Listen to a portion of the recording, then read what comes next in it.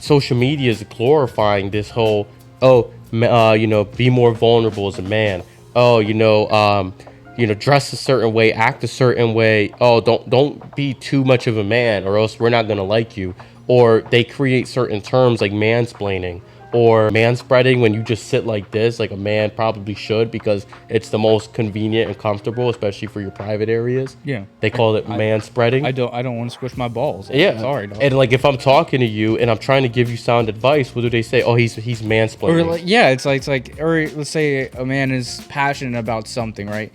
It's like, yo, I really love this. Let me tell you about trains. I really love this coal train. And they're like, bro, why are you mansplaining trains to me and how trains work? Like I don't want to know about that. Like you're such a man. Yeah, it's like they're making that a weird. Or like, for example, boys, right? When they're in elementary school and they're going out and they're playing and they're roughhousing. Boys can't do that nowadays. They're making them soft. Nowadays, I mean, you look at the kids that are growing up, those boys that are growing up, their days are consumed by playing video games, being glued onto their phone, going through toxic videos on TikTok, Instagram, shit like that encourages people to be what's only going to make them less of what truly creates their biochemistry. Yeah. But nowadays, you say the wrong thing, you're going to offend everybody. Next thing you know, you're canceled. Yeah. So it's something that I personally believe nobody's speaking up against. But what I'm going to say is this. I heard this story and it kind of resonated with me. There's a lion, right? This lion falls in love. Okay. And this lion goes up and tells their father. They say, listen, I want to marry your daughter. Can I have your hand in marriage? And the father says this. The father hated the lion. But the father said, you know what? I'm going to let you marry my daughter. But under one condition.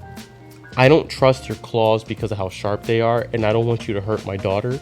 So I need you to get your claws removed. The tiger said, okay, it's a small price to pay, but I'm at least going to end up, happy at the end when I marry your daughter. What does he do? He goes ahead and he gets his claws removed. He removes his claws by force, right? Then he goes back and he says, okay, I've completed that. I'm ready to move forward and marry your daughter.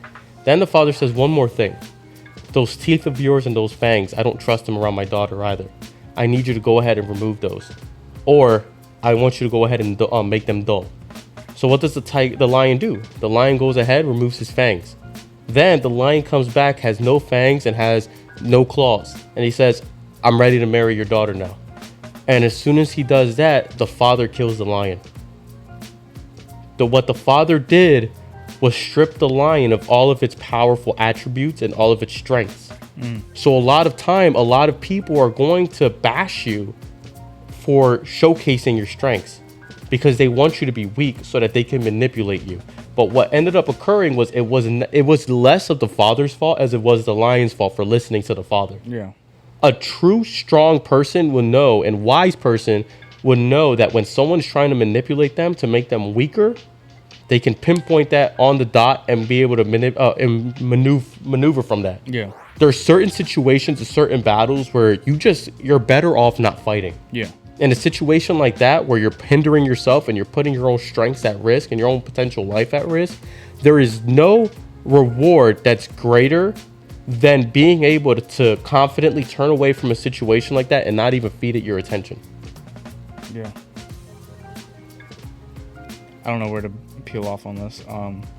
I was gonna go into a different, well, not really different topic, but similar to how today's society is destroying passion within men, and it's won by glorifying being at the house all day, glorifying take away masculinity, and men tend to be more driven by doing things that expels testosterone, right? Right. So you're going out, men love roughhousing, men love doing hard work, right? Usually that's what it is. And those that do not, right, they're gonna have low test levels. And what contributes to that? Sitting around playing video games all day, not going outside. Video games are fun, right? I love video games, but not sitting down for 20 hours a day playing them, right? So you sit there, you're on the internet all day, you're getting exposed to all this leftist media bullshit going on. Like there's this crazy story I just read about where in the UK, some trans activists during a performance got butt-ass naked and started playing a piano with their dick in front of a crowd. I don't understand. But beyond that, right? So you're a man, right? That's supposed to be out there hunting, gathering, doing hard labor, like sitting around all day not doing anything. You're most likely probably have a porn addiction, and that's destroying your dopamine in your brain, and you have no drive, no passion in life, and that's what they want. Right. That's what they want, man. Yeah, I mean, a lot of people, they they glorify watching porn. They make that a cool thing. Like, oh fuck, who's your favorite porn star? Oh, what's your favorite porn video? Let's watch this porn video together. But you guys have to understand that you guys are literally getting off to a video of people doing it that don't even fucking know you exist. How can you possibly get off to watching two other individuals fornicate and you have no participation in it? You have no say in it.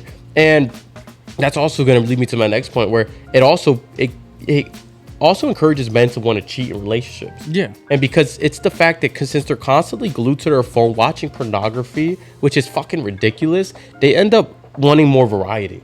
They're like, fuck, I'm seeing so many different people on my screen every single day.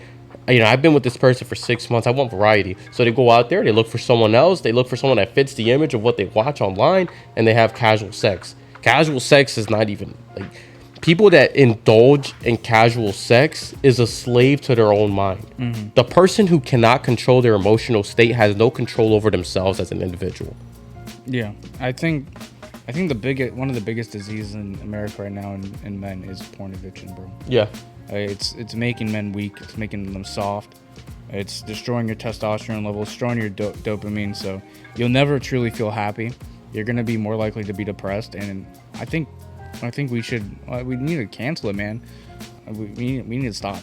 Like what man watches pornography, gets himself off to it, and then once he's finished, ejaculating, he looks and it's like, I'm proud of myself.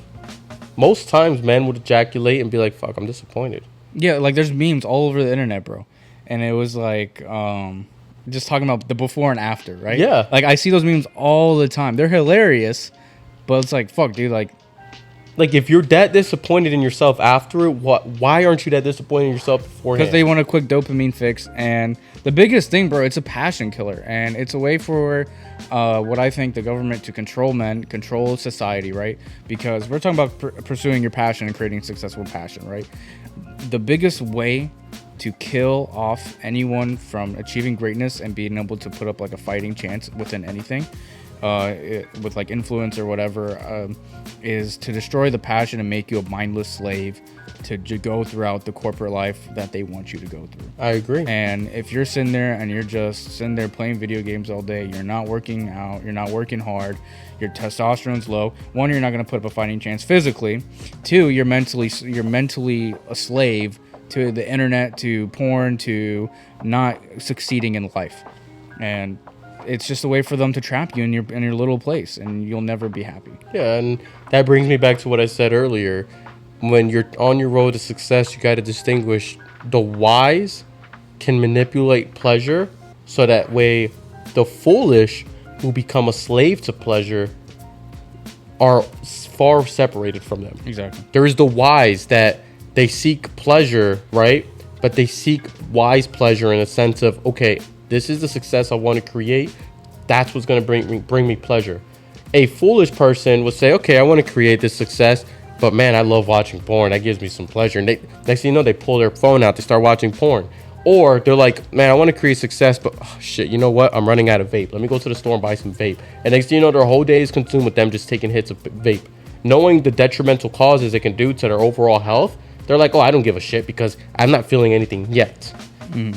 And a lot of people, they wait for things to happen to them before they stop doing something, rather than stopping something before things happen to them. Exactly.